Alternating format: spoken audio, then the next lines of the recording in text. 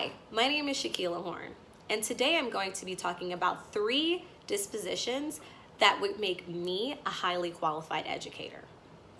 For my first disposition, I'm going to be talking about a disposition I already feel successful at, which is fairness in all areas in the classroom, including testing.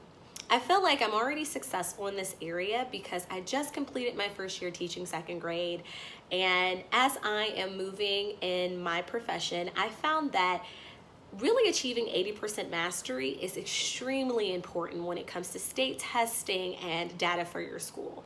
But one thing that we often forget is that we have to meet our students where they are.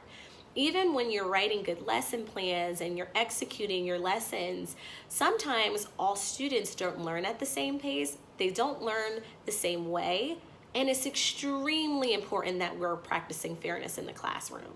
So, I try to really meet my students where they are, gear them for success, which is successful for them. Not what's successful for me and what's successful for that 80%, even though I am trying to still assess the mastery.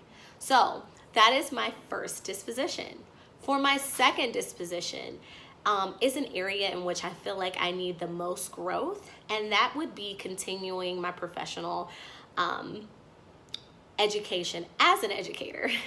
So with that being said, with all year long, we're writing weekly lesson plans, and we're doing professional development with our schools, which includes data and meetings on, certain kind of websites that might be beneficial for our students, but we're not really doing any professional development for our individual selves.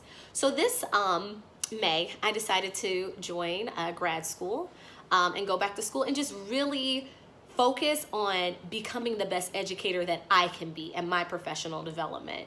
So since I'm just starting off and it's only my 2nd year teaching, I really want to focus on my professional development as an educator. So my third and last disposition is how educators should behave. Over the recent years, we've heard various stories and scandals that's come out on the news across our nation. And one thing that we have to remember is that we need to be professional, not just inside of the classroom, but outside of the classroom as well. And it starts with dress code. How you dress is extremely important when it comes to setting the tone in your classroom and setting the tone for your staff as well. How you dress is extremely important. You never know when you're going to have a meeting with a parent, there's going to be a superintendent in the building, or simply anything.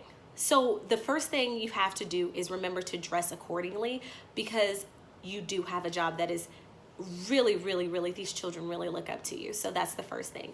Secondly, with this same disposition of how to behave is, we live in the 21st century. And in the last 20 years, we've had Instagram and Facebook and MySpace and all of these social websites, which are a wonderful thing. But we often have to remember to stay professional when it comes to these things. Monitor what you're posting online. Keep your private life private, because it is so easy for our students to, have access to our lives. And this also hinders you as an educator, and it really kind of hinders people's professionalism. So keep it professional and really keep those things out of the classroom, and try to communicate through professional lines. I know me personally, I found that having a separate phone for my students and families to contact me at, and even my, separate emails, and that was the most professional thing I think I could have done all year long. So these are the 3 major dispositions that I think are important for you to be a highly qualified educator. So I hope that you guys learned something today. Have a good day.